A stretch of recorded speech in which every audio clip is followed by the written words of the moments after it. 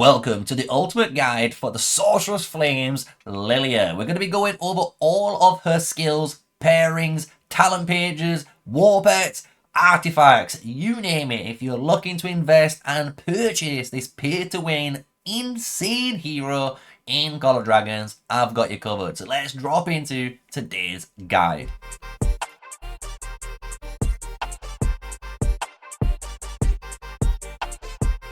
Hello everyone, yes, smash a like, comment and subscribe for more daily videos with me, MrSneakyy, the one and only, and we're here on the ultimate guide for Liliya because you guys voted for it. Yes, you guys voted for it. All on the community section. You can obviously be part of that. If you do, hit the subscribe button and join the Sneaky Art Makers. If you haven't, you're sleeping under the rock because we do daily videos here for Call of Dragons. So we always try and give you guys some entertainment, some sort of content so you can just enjoy it while you're maybe in some downtime. So today we're going to go over Liliya. I'm going to go through all of her skills really quickly. Obviously how to obtain her pairings, her war pets, her artifacts, and finally those new talent pages that you're going to be needing to absolutely decimate your opponents in the open field. So, how to obtain her? If you don't know, if you're maybe a newer player, if you're a free-to-play player, you should know this is your rock, right? This is what's keeping you from technically not saying you're a free-to-play player. If you have Liliya, you need to purchase this hero through the VIP store. You can get this hero around 15 bucks. That is going to give her a 5111 setup.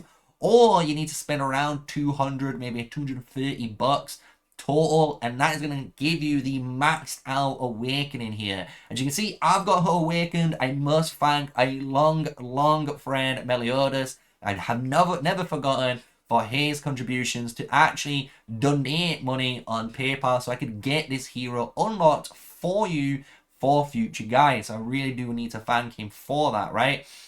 With this though, I will say at 5111, she's a really good investment for a hero. Even if you do some mid-maxing and try to get her at 5155, she's actually, again, a really good investment because this mage, currently out of all the mages, is basically a merit printer, and it's all due to her different skills. So her first skill straight away is a big AoE. This will start out dealing damage to a target and only one other target at the start. You need to awaken her, and when you awaken her, it will change, as you can see, to 2 nearby enemies.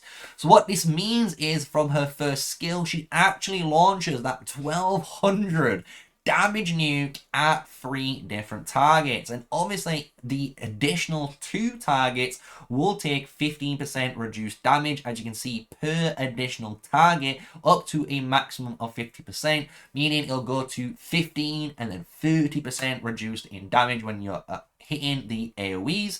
Then on top of this, you are gaining a Scorch debuff onto those targets, which is a nasty bit of skill damage that they must take over time. And in total, they're taking over 1000 damage over 5 seconds. So that's why you see the damage factor of 200, right? Really good.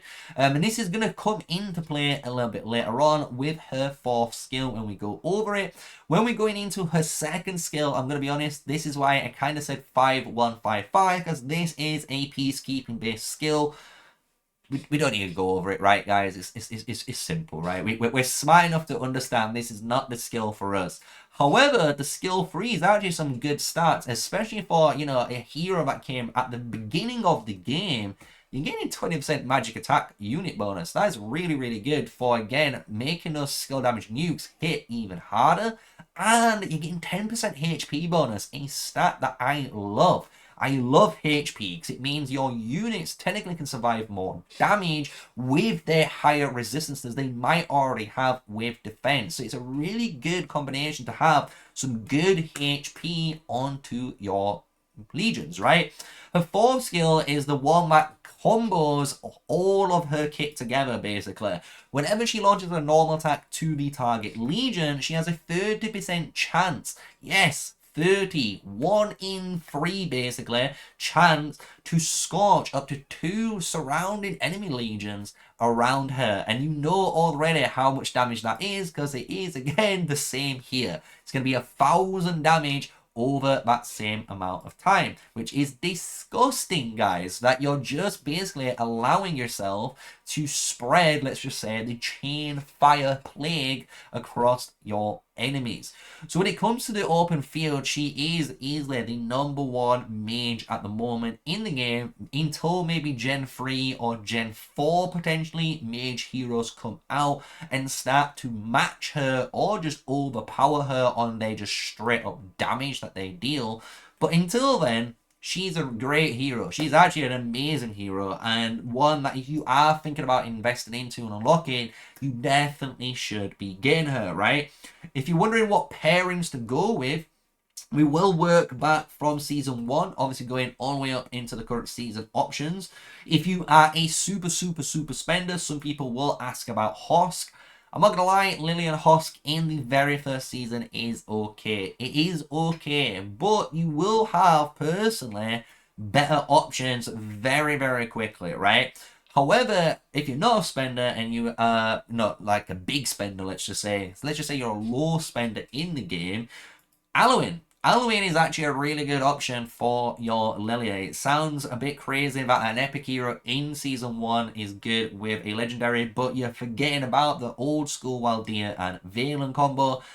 Liliya and Halloween actually is very similar. They both do a good amount of damage, especially now when you have your Halloween here that is ensnaring targets and also doing continuous damage factor. It's a really good combination when you're getting all of the same stats that you really want and helping yourself, you know, reduce normal attack damage, which is against archers, which is very prominent too.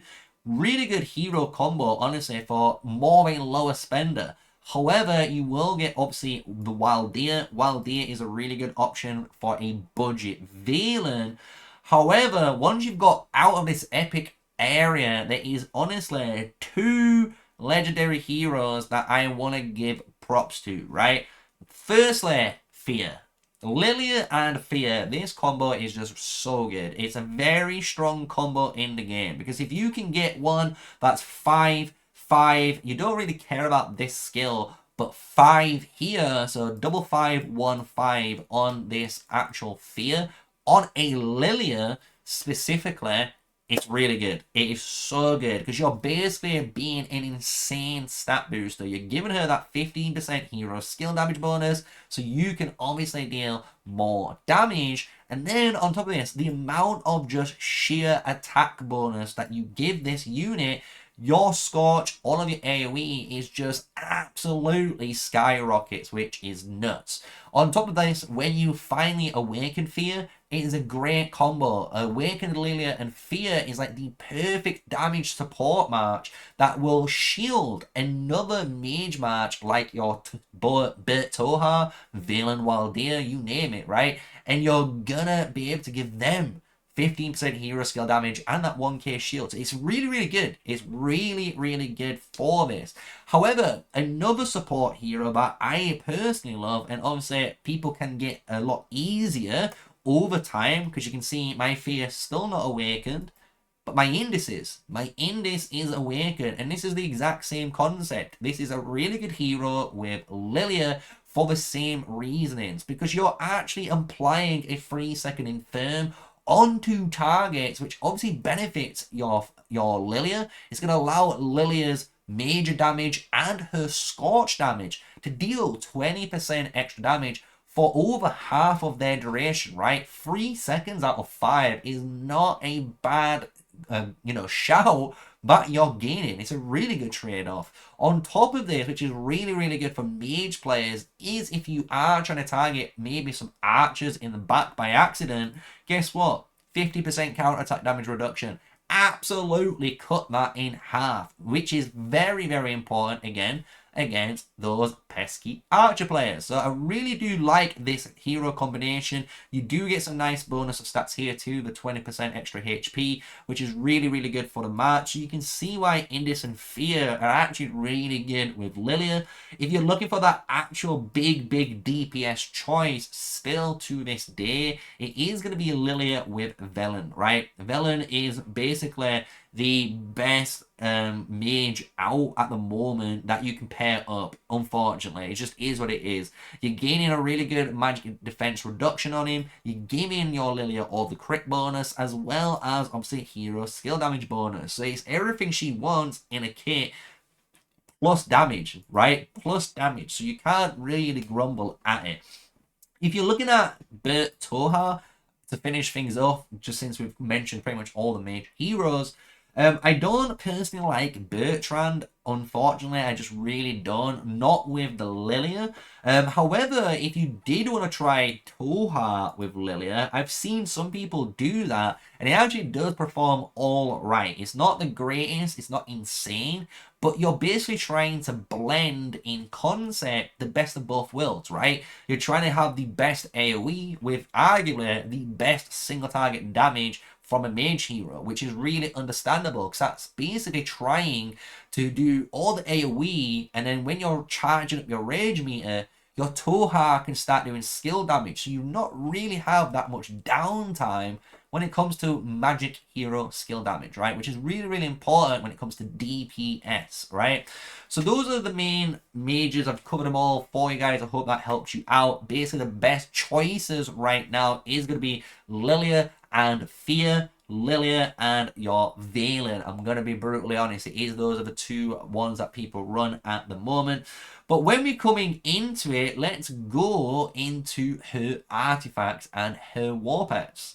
So when it comes to artifacts, obviously in the very, very early game, you're not going to get access to many, but obviously the first ones you will get access to is Phoenix Eye, and Phoenix Eye is obviously one that you're going to be using for a very, very long time until you get an upgrade, right? Obviously, if you don't own this Phoenix Eye, most likely you're going to be running the Magic Bomb.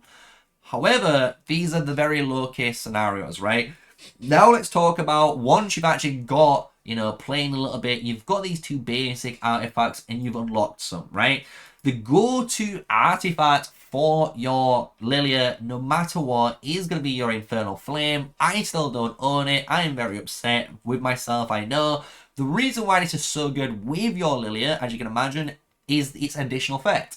Anytime you basically inflict Scorch onto an enemy, you're going to gain a magical keen bonus of 15%, meaning that Scorch is going to get a 15% extra bonus on its damage for 5 seconds, which is really, really good.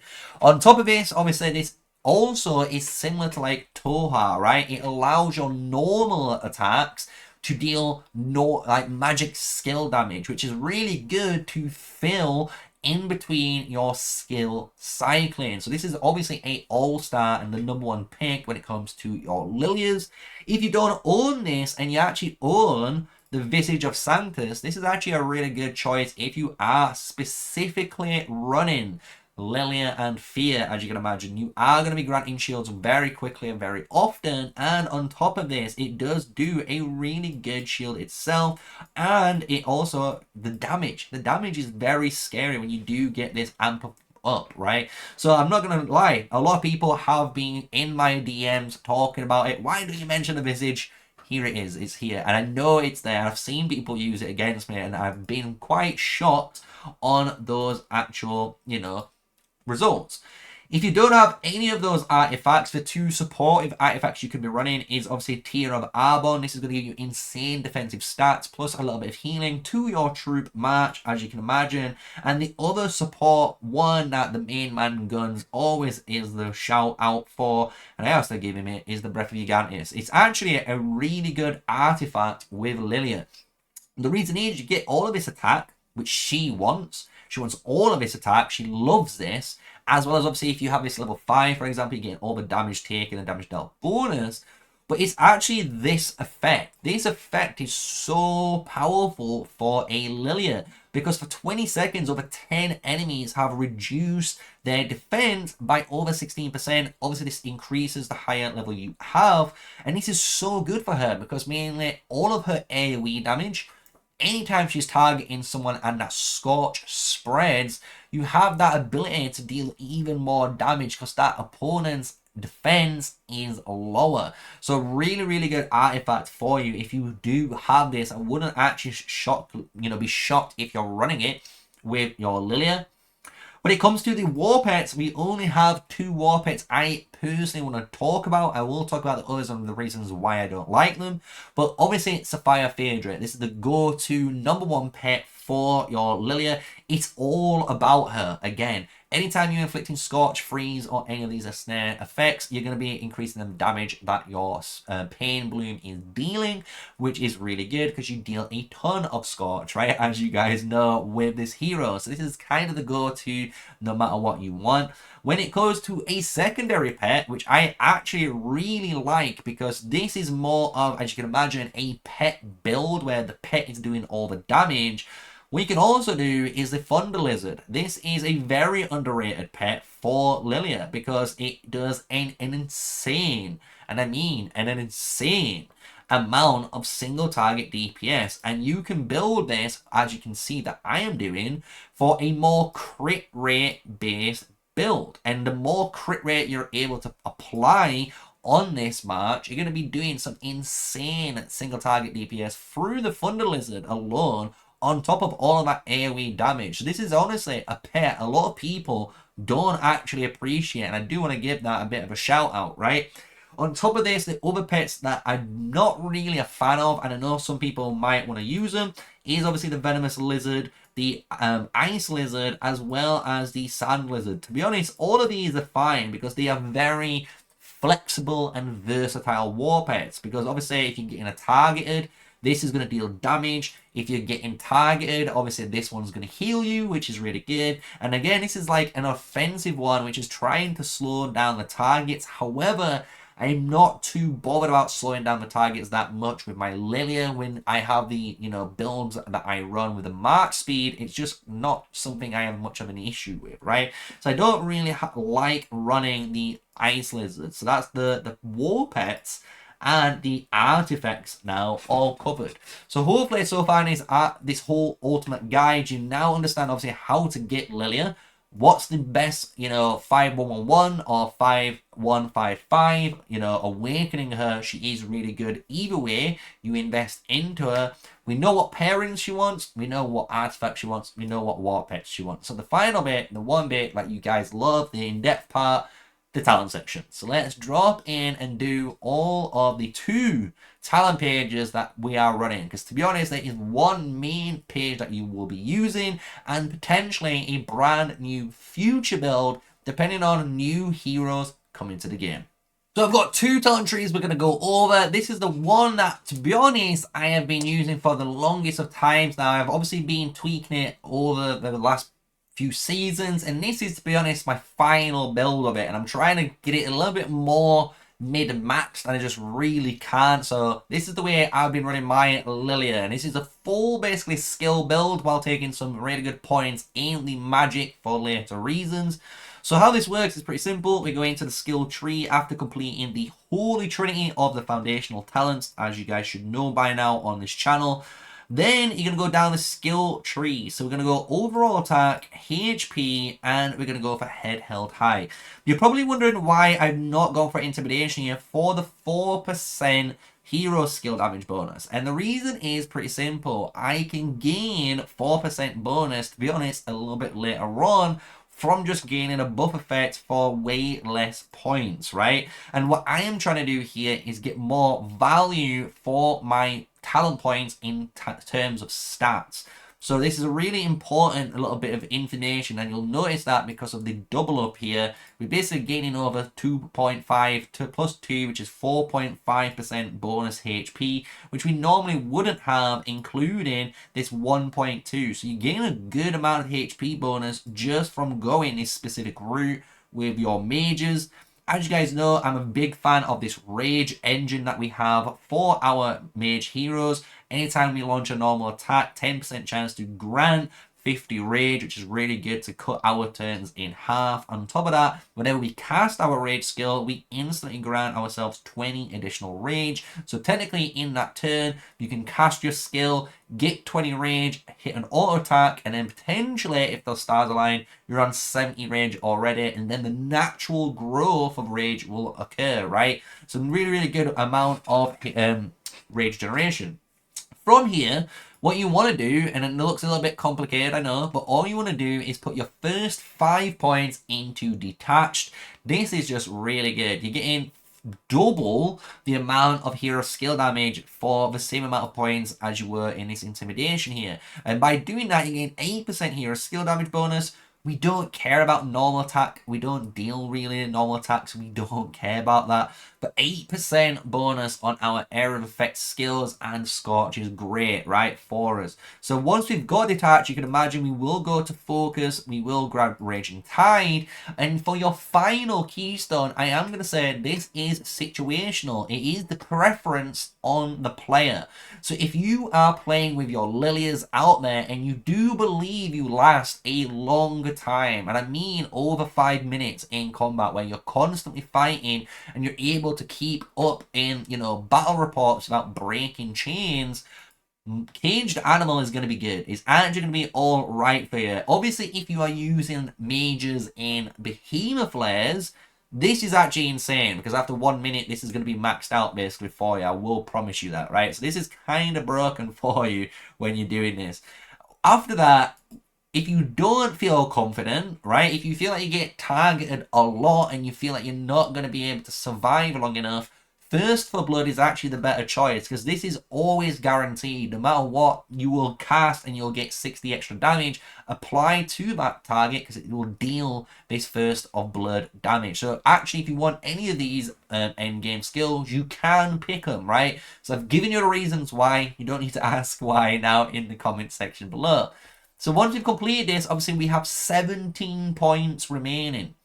And what I do with my first 17 points, I do finish off Unquenchable Will. I'll put 5 points straight away into here to bypass enemy HP by 2%. This is a very big deal. People don't understand how much mitigation does impact the damage increase for your March.